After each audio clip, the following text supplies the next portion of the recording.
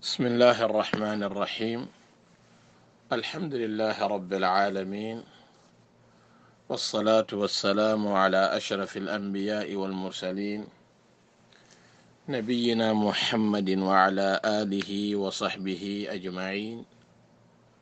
مرم الله سبحانه وتعالى وتيغنا ومامنا وكوفنا الله كبير مامن دين دو كوفن دين دو تيغن دين بو تيمن دين دافو لوغن تنغن قوا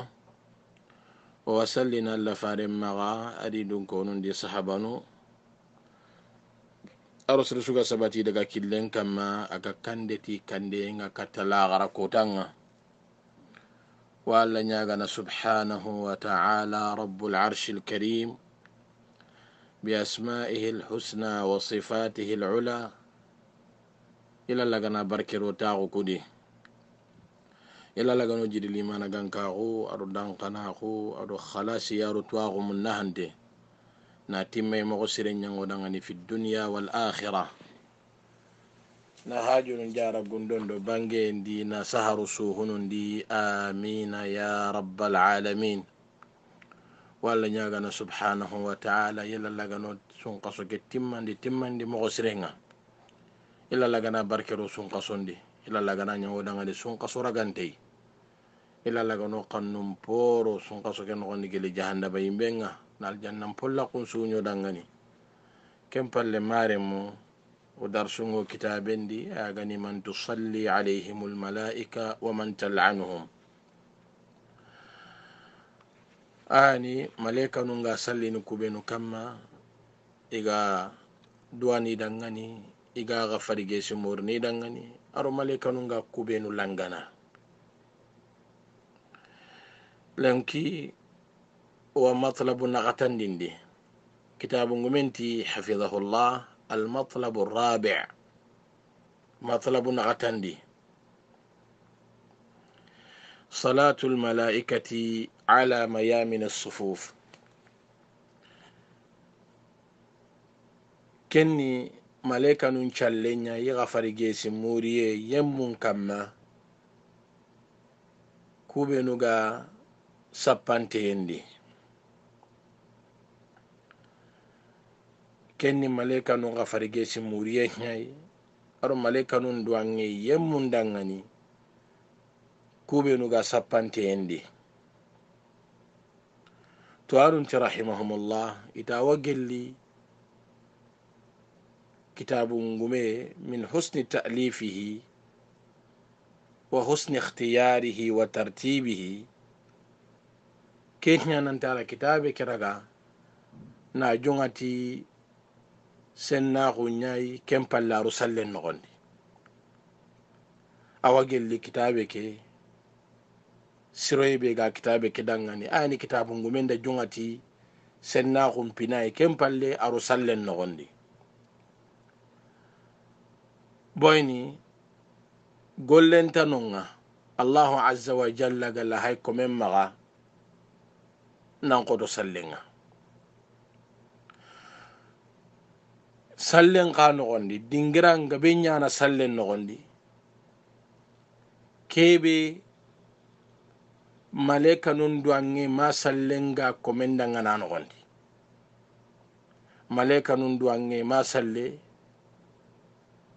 agado komen battenga nogondi idan anya fo hammin tenga pour har marim men na kuntu annakatu malaika nun challendo malaika nun duangin kitana sallen nogondi كتاب قمنتي رحمه حفظه الله أتي وممن يسعدون باستغفار الملائكة لهم وممن يسعدون باستغفار الملائكة لهم أوجل لي يمني كوبي نغاولا لننتاغنو تم ملائكة نغفر جيسي موريين إدنغني أولئك الذين يكونون عن يمين الإمام في الصلاة kunyani yemmunga kube nuga nyini teyen karanga sallendi do almaminga kunyani yemmunga kubenu ga nyini teyen karanga sallen nogondi do almaminga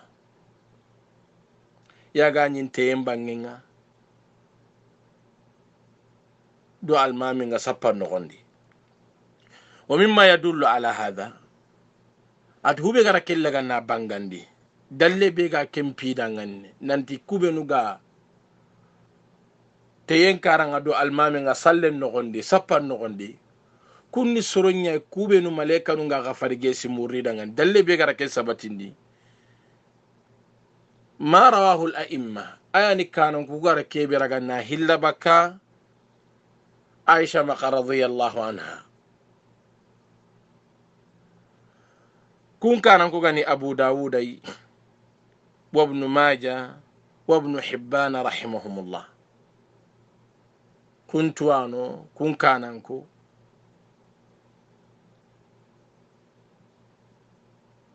agani abu dawud ay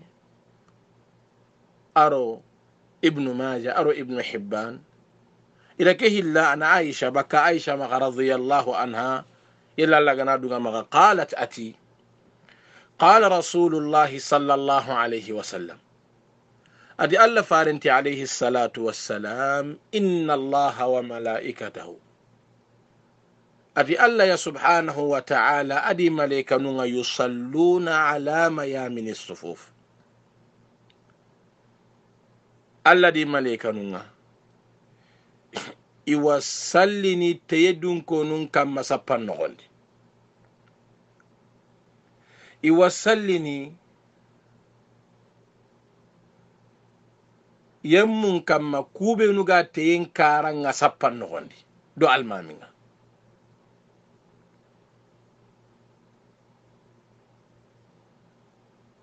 allahu azza wa jalla di malaika nunga sallini kun kamma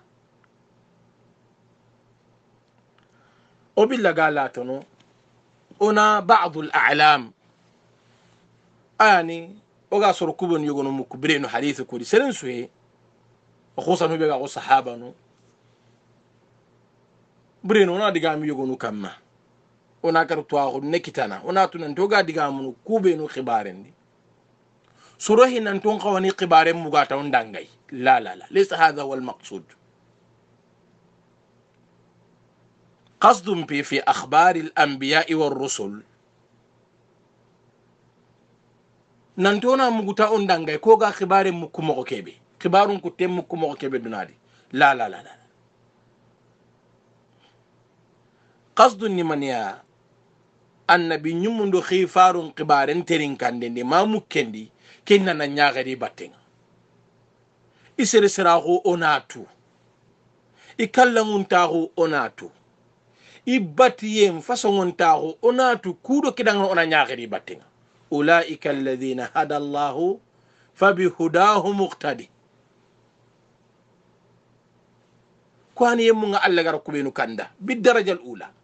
سرنتنونا على بسيط الأرض نين كما أغام بسو النبي نمدو خيفارون إذن كوكندو ألا ركوا سغاندي ألا ركوا قانو نانكوتو هو غاني تاقي هو نين كما Allah rakwa nya kanan ko nganyen kam idan manni tuwa annaka ru nya kan di batinga kuro ke dangani gar fasongon ta ko kebe kidan kana takka kitan no wa illa lan ta kitan maka annabi nyum do khifarun qibari nya ko nga nyusun terin kana mo gombe lengi ke debe kari kanya kum mane halle kanya ila akhiri tan na dangay kundula kundo mananya idan manni tuwa wa kadhalika man ba'dahu hincha inna kunduwa kubenu kaga di batige le sahaba no annabi nyimmundo khifaru ngana bugunu alla faren ci habanu nyam pasasu ya idan alla faren ci habanu ka khoroni twa aynan doni mukukuna don dangiya alla faishan alla fare sallallahu alaihi wasallam akagume yoga to ni aisha akagume yoga to ni hafsa tang safiya on dangay kulla lis hada wal maqsud oni bre mo gonun twa ona honnatu gelli makan ko ton no ona nyaaki di battinga ona tu kunno dangani mani khay kabirike be ummanga kuti bakke nyaake fonunga iganta ka tu gan kawana nyaake do kebe ayanda sankunta ko ngabondi nyen kamma surumani mene to ne aisha kay nyaake ndo koy mi yaake ndo kahiri nye suru man men no ngay to ni muhammad zakariya yahya daud ibrahim sulaiman ila akhirih qabati su'al ni man nyaagendo ko kay paul john hotana inte nyaagendo ko batte limada ina paul do john ila akhirina kunya khibarin to inte ko banu khibarun nyaage to anun rahimahumullah iti kille sunta nyaake no gonda gama nya to agunya bi maana allah nte nyaake ndo seringa manna tuwa anga ma to allah nte nyaake ndai nan tingele nyaake na do seringa lahim bire mo nyana ko kari bire mo ngam ko kebi anta kari bire mo on tanta daga mo on tampay do anen diga min tan nyin kam magan sankon tay agan jangan tay idan monitwa idan aisha radhiyallahu anha alla fari sallallahu alayhi wa sallam akoje dun kenya akago menya ala sahih an yagarim pillandi be alla fari ngara yakhi khadija halle alla fari nda yakhi fi makkah fi al-ahd al-makki kena nyawu yunga sino tummi ay megara kebe sagan ati alla fari sallallahu alayhi wa sallam fi al-bukhari atadi yakhi wuyunna sino tummi khadija fatiha alla fari khadija gamaga khadiru yakare so menya alla fari ma khadija banam bire maga kalla khadija fatiha le radiyallahu anha alla fari nda aisha raga namur are ken yawu yunga sino tummi ka alla fari marotai mawu yunga sino kabi aro sauda diga min na kunya na alla farna ko khayri khadija halle ajuma ko khahina yaki ni khadija falle fatiha halle as-sahih ni nanti alla farna aisha hina yaki qaroti sauda hina ko sauda ni khirsenyai alla farin gara ken jakita rawtwa amma aisha radhiyallahu anha alla farin da yaki fil ahdi al-makki makkan kan kendi aw yungo sino tummi qarota fil ahdi al-madani hijran china hillandinga badr sine an hijran china hillandi alla farin lotay ken chinai aw yunga sino kabi wa min al-musadafat al-ajiba alla farin lotay aw yunga sino kabi ado alla farin biri qasino kabi ay alla farin badi alla farin lotay aw yunga sino kabi ado alla farin da sino kabi khabira do me ma alla farin ga fatini hijran cina tamundinga kenan aisha yunga sino tammi ado segu kempalle radiyallahu anha wa ardaha abiren yin kam matanna gade sine ba'da rasulillahi sallallahu alayhi wa sallama akun yanni ummu abdillah tuanun radiyallahu rahimahumullah idi ken kun yalla farinda saga kamma tihinu hillahi imma agidare me asma agani abdullah ibn zubair alla farinda ken abdullah ragana saga kamma abdullah ibn zubair asmar men yani bint abi bakrin alla farinda ken ya saga kamma wa hadha huwa al-aqrab wa huwa al-aqrab lis-sawab kan ke bigan tinta tungunga aw kengahi yugunara digami tarango kaydi ken digami lampunte nyani katwa ko nyanu na kakonna nanti aisha sari alla farin nangani aqalle meke matimme asari alla farin nangani sallallahu alaihi wasallama qalle meke matimme siqti nyani amatimme alla farin da kelle ma tuqra abdullah ila kun yanyati kenya katwa no ngabedi dikenni digamai ita masaha إذن عائشة رضي الله عنها وأرضاها لها من الفضائل فصون توقبي ودنغل ألا فارندو نيامر ننتي أنو دينا موتي بني تواغو بيغا مغاني كبي صحابة يغرون نغندي ألا فارن قجدون كونون نغندي كوبينو صحابة نو تواغو غنا نيغامي مغامي غنا ألا يدو جيدين تي تواغو غيتل كتايا ألا راورغين تاغوغا نفصون تاغو مبو تمانتي نيغا دنغني na nyage l'islam mu'minun chaganu ya aisha min ummahatil mu'minin bal min ajalli ummahatil mu'minin awaki li yagarube no gam paso yagarun ci aduna no gondi yagarube no gam paso duna yagarun ci lew yagaru kuna gatiyani misiki أين عائشة رضي الله عنها أرو فاطمة رضي الله عنها أدام خديجة رضي الله عنها أرو مريم أرو آسيا كوان يغرو بينو غام بس دونا يغرو شويا كوغا نغندي كومين غام بس كوغا سوي كوغا يغرو سكاي كو يغرو كارغي نغندي كوم بس كوغا سوي يغرو سكاني أني عائشة أدو فاطمة أرو خديجة كوغا سو كسكي سوغا نغندي توانو غبينغا كيو كمانانتي إيام بساسويا كن يغرو كي لكن عائشة أرو خديجة فاطمة غايغون وكون نقاتون غبينا ولنتي أم بس فاطمة رضي الله عنها تمني خاي بين كل سلام من الإرموم من أمهات المؤمنين فاطمة مركن نغندي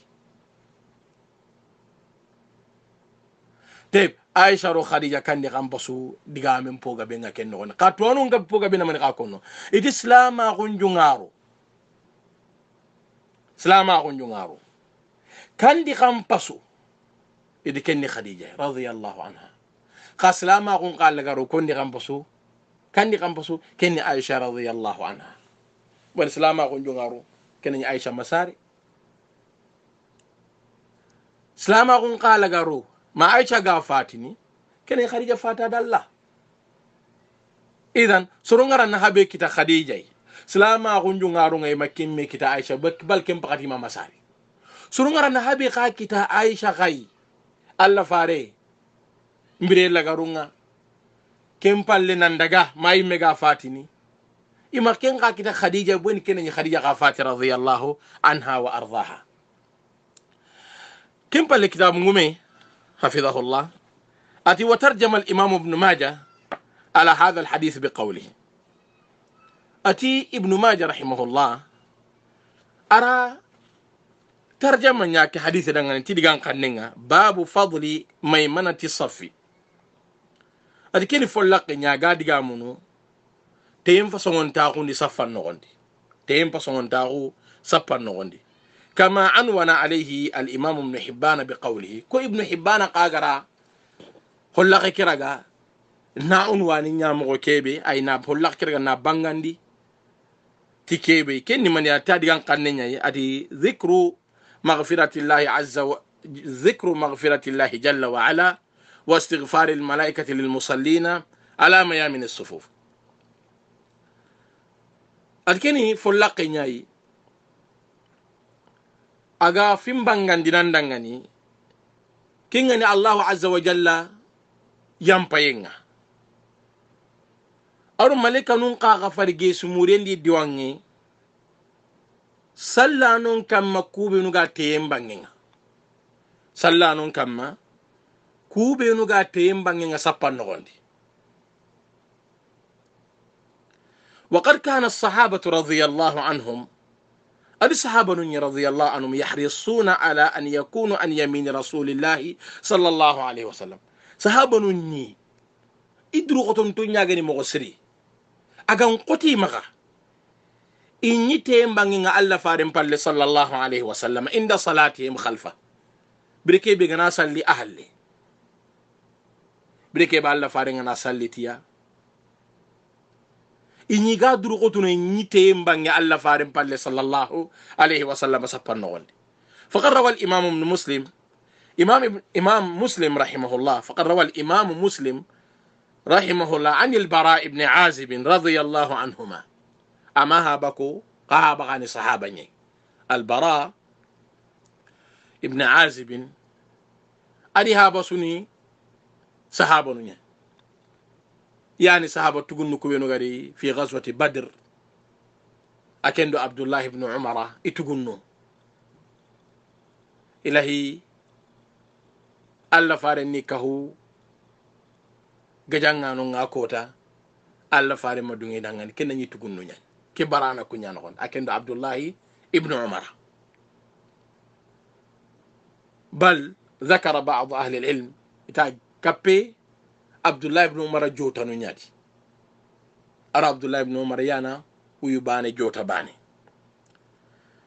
براتي لكي وتو إهابة مغا عازب مغا رضي الله عنه قال أتي بكى الله فارم مغا عليه الصلاة والسلام ad kunna idha sallayna khalfa rasulillahi sallallahu alayhi wa sallam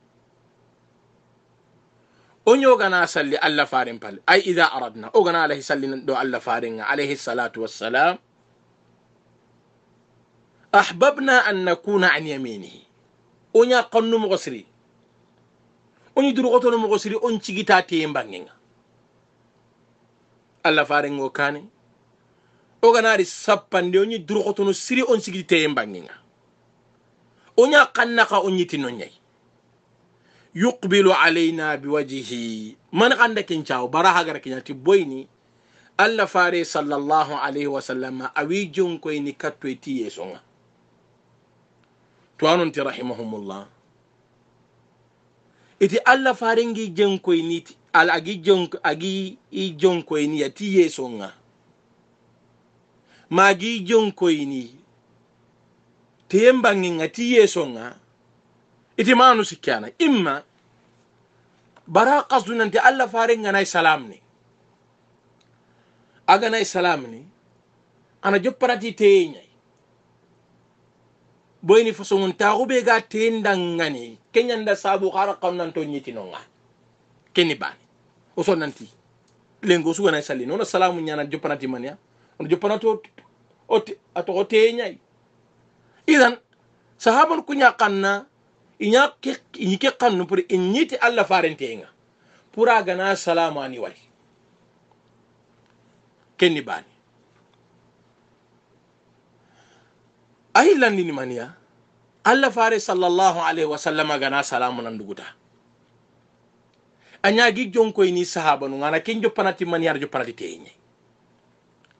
agani jonko e sahaba nu nga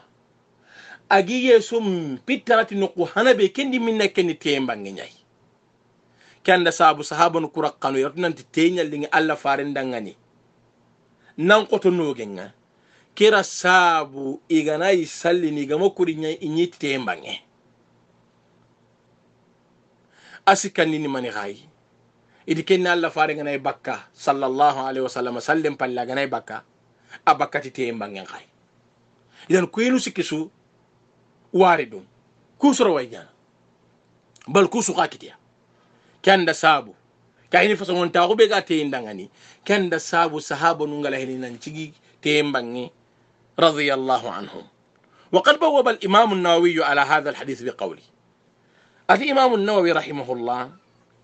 رباب له حديث كده أنت لقان قد نغس باب استحباب يمين الإمام نانت كيني فويرا قانون مغسري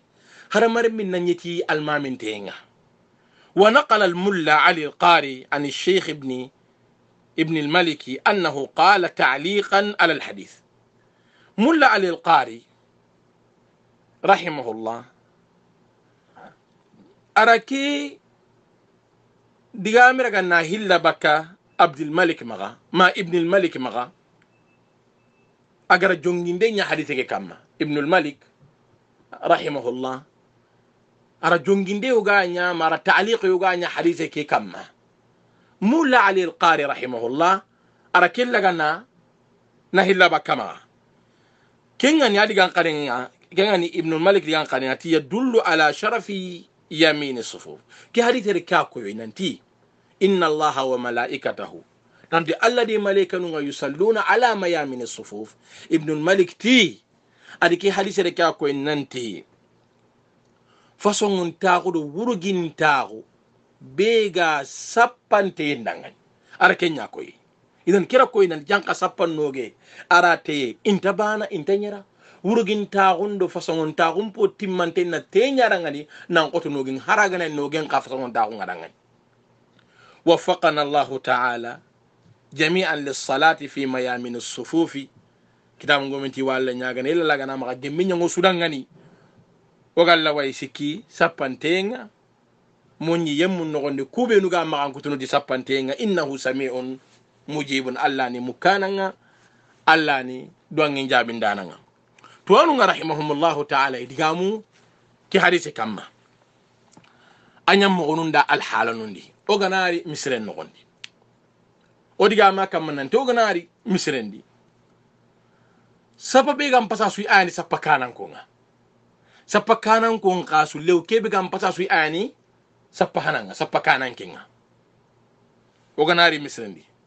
sappa be gam pasu sappa no be no gam pasu sappa nun suya keni sappa kana kunni sappa kanan konye sappa kanan kun ka kebe gam pasi suya ni sappa kanan kenga ma sappa hana kempalle hillandi taso on takati gamun kandi kampo sappa nondi saso way digamun man kai sappando minna kampasu digam ba kenya sasa sappando minna ayam pasasu ke hadith ra koyna li sappante nyam pasu sappannoge lakin huna su'al o ganari misiren nogondi o wado almaminga ona sikken joppanati minnay almamin palle madama sappante nyagam pasasu yala ho mona sappan jongati no nya boyna ayam pasasu façon ta on nakenya mahani ona jopparno qotana ناسو من قاكم حديث كي بغرغتي وسط الامام وسد الخلل ابو داود ان حديث كي روايه توان حديث كي لامبونتي حديث بي قاغا ديغا مو كام نانتي قرا المام نغدو غانكال لماغو بمعنى قرا المام قسيغي المام بالله idikeng hadith lambonte ala nura hadise go kita kellam punte en kebe gato non cigi almamin palle ora hadise en kita façon unta unga no ndago khilli katta tenga idan osiki minaken tuwanin rahimahumullah ida haraga na ki hadise lampunti nyaga ka sahabu ngara sallimu go be wuto alla farimma do madhahibul arba'a ngage mukebid ayani sallanu ngari almamin palle sikka halya ayani qarangundu be nu ka sahaba nu ngarawta alla farim magay durun qara kenya kinimay qaganari sappan juppene minnay a juppene almamin palle hadise killam punta humma koy nanti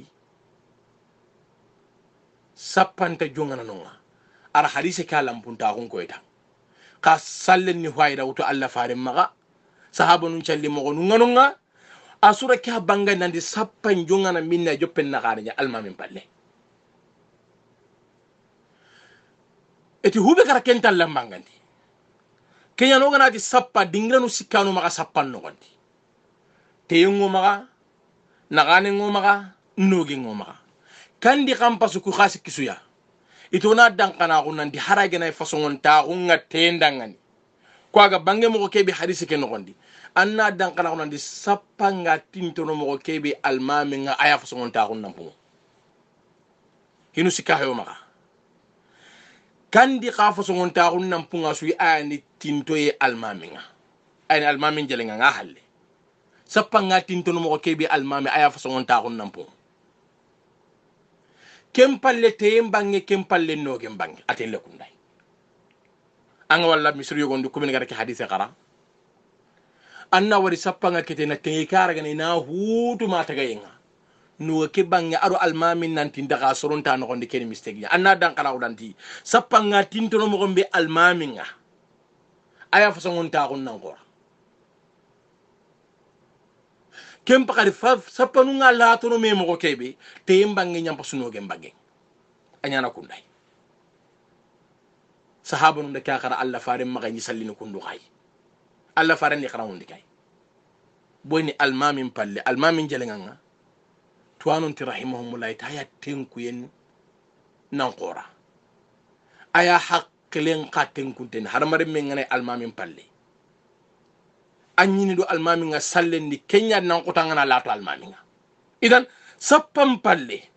almami jelenga maga tintuno almami nga mo kebe kenya braji nampu kem palle lato enganaja tembange nyampasu no gembange nga to onda misal tan ko to gana sappangira kida tembange kengili gili nyan no gembange de penyan kandi kampasu eti no ke bange nyampasu boyn man antin almami nga na ko tembange anay sapponu kun manin tenyara karo ko ilin tenyara tembange ngile masalan tembange annani masalan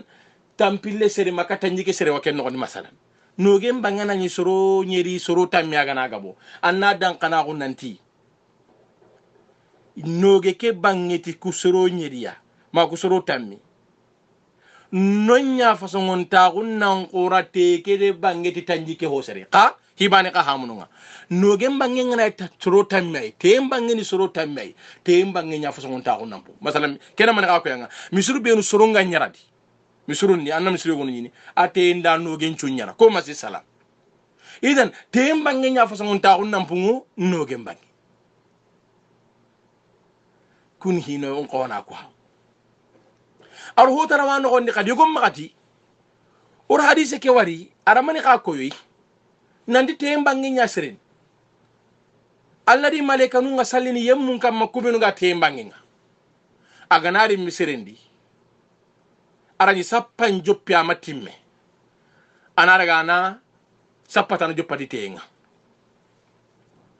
unata kamandanga ni kini galatunya anna dan kana nanti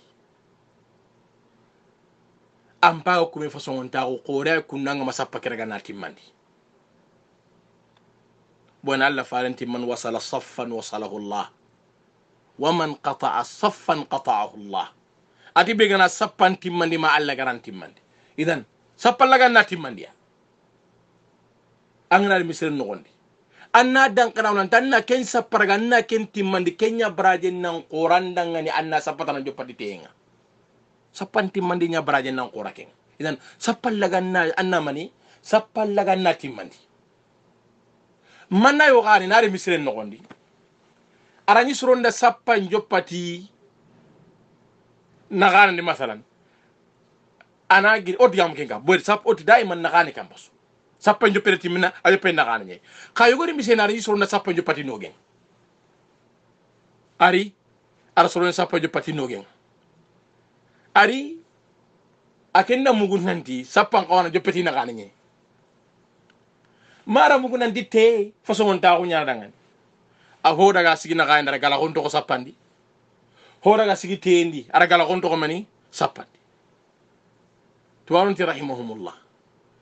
iti gana ko min gara sappan joppati no nge gama gabo igalla waydi ni na gane kida nay holati ga hebru honnante galla waydi ni itoni hutu honne inaari na sigi na gane kidi ana holati ga hede soro hilli soro sikimi hak kaga nay na gane kila te nyaga ni sappo joppati nogen ma ku jamanga be nyaani kidi wakar soro tammi nan to do me batte aga ko kedo ga sangana edi qoronda gon ka hiya sappa ke nogen kedo nda oranda gon atimandi kamere khurna hamude odi misrendi oro nyira sappa joppa nogen bangi ima joppa na gane ndi ima joppa te bangi awto wona digam no gen ke digam min tagana tenke bangi boni façon taw be ga tende kenta no gen idan digam min ta tenke ba wa hal sayr joppa no gen bangi igana e magabo suro hilli sikkani iro almamin qayro na gane kenta latum mo goyo godi oro witinto ndin honne inari na gande ona sal kage ke ngai gabe nyagane magana iro na gane ke la te nyagane ogana to ni ritiana imma ni sallen kutumi nani mo gondambe ndikete gari ni itu qoronde gon ka hedno nga boy sappan joppe qorna joppano ngona timmandi kada wonno kutanda gano ga joppana o ga gala kon to ko sappandi orna na sappa kiraga na timmandi salama ko de kenya muro magana ngoto a jopperanda hitanay kaga na mo joppe lew ori misrendi o di qorna joppa roka joppe ni minne almamin palle kempalle façon ta ko ngate nani kempalle façon ta ko no gena ka kesu ka mona krosi maka sappal lago garaga no ga o ga ngar nyondini na ko temba ngel laga na kemputu maga timmine na no gemba ngel duron to ko kenni khalal nyai anna dan kala ko nanti o ga tintuno almami ngam gombe o bara façon ta ko kana kem mo ga sappa kidangani idan temba ngel façon ta ko ngadangani ko maka dungo ga no gen ka bangin duron to ko lew o ga nda ko nyana kun hino gan kawana o gan kawana ha musappan khibare no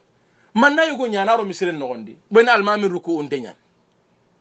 boyna kenga male almami ke ruku ni sama na ko saraga sigi sappan lagaringa od kene khata nyai anna mani qortini daga sappan muti wutiranga khalu misani tang almami pay man na gani nyadi anna daga sappan joppa ma la gara doki keni khata nyai daga sappan mutu na gani li annanteri raka ke ga nam piri sallem mampiri Allah fare sallallahu alaihi wa sallama anna nyamare kida bari anna timmanti mo nga ayam pasanna na salle kiraga na wara medina hitta do ganna dan kana nanti anke pay salle nyano ko gilanga giran kandangari ni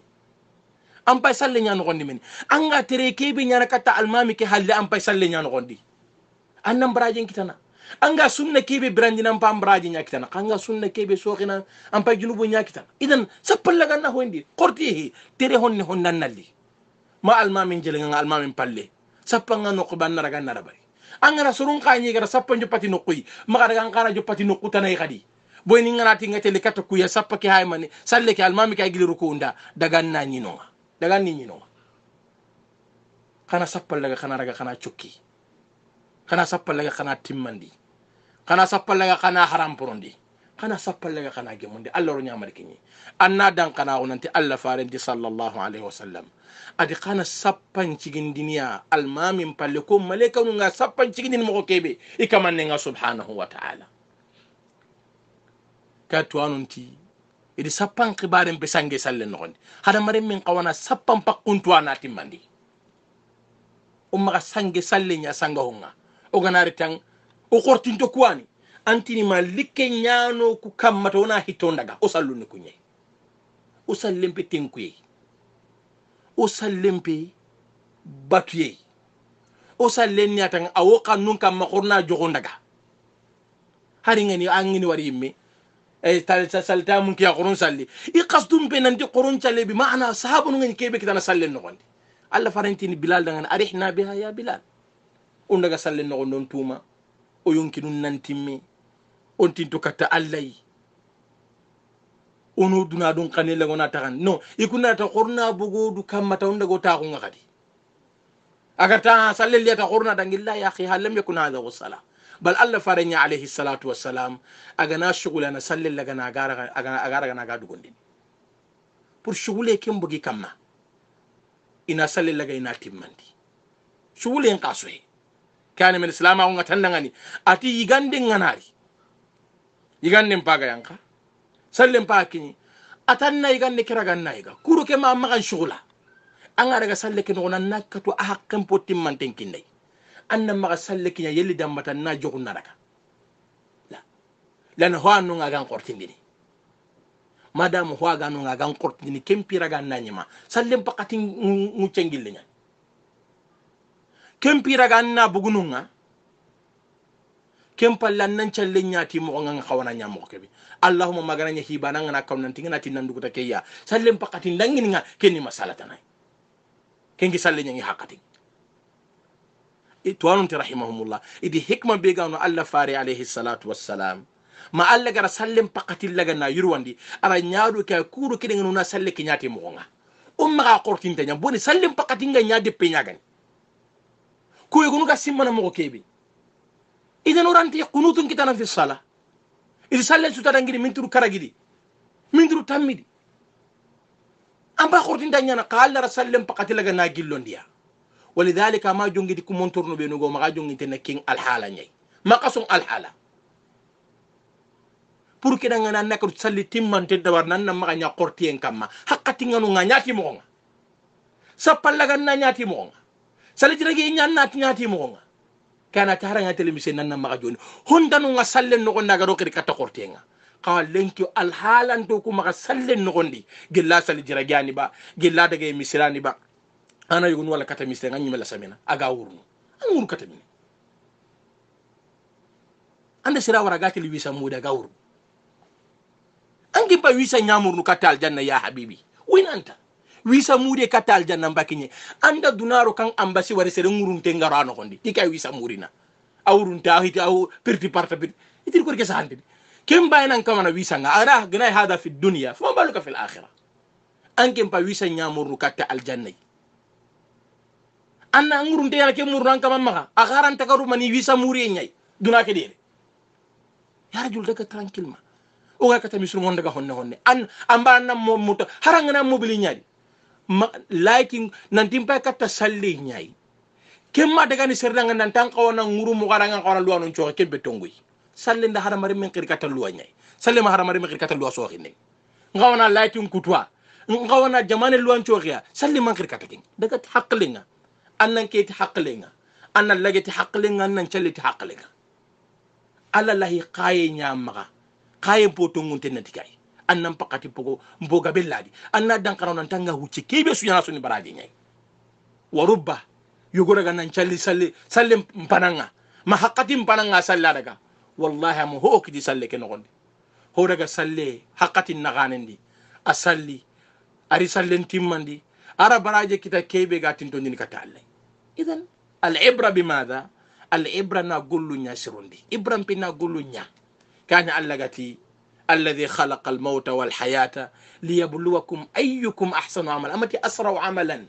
na jondi yugunu hammin suni mani salle kede horajo ton challi ami yugunu ngata ko tanan khago nda boko khanu ngaba kam wa ngaba kankanne an salle mba kankanne kammo sabun mani ga kedu salle bar kunyi gana lire yero no salle nyano gonde o kullen ki salle amaro hutu ko ndaji men almaminun na hutu hallan kon na hutu wa kullu hadha binan ala madha salluku jatu ko ara nyana sonno mo kuntanya illa lagano tanga illa lagano korosi idan qurunu sappanun kiginditi mo gonga qurunu sallu nyati mo gonga qurunu salijragi lati mo gonga ona hinun timmanti كان الله قد وقوموا لله ماذا قانتين كقاينتو نانشيكتا الله موغا قرتينتو ولا قهوجنتو يلا لغانو باتيو كراغا يلا لغانو تانغا وصلى الله على نبينا محمد وعلى آله وصحبه أجمعين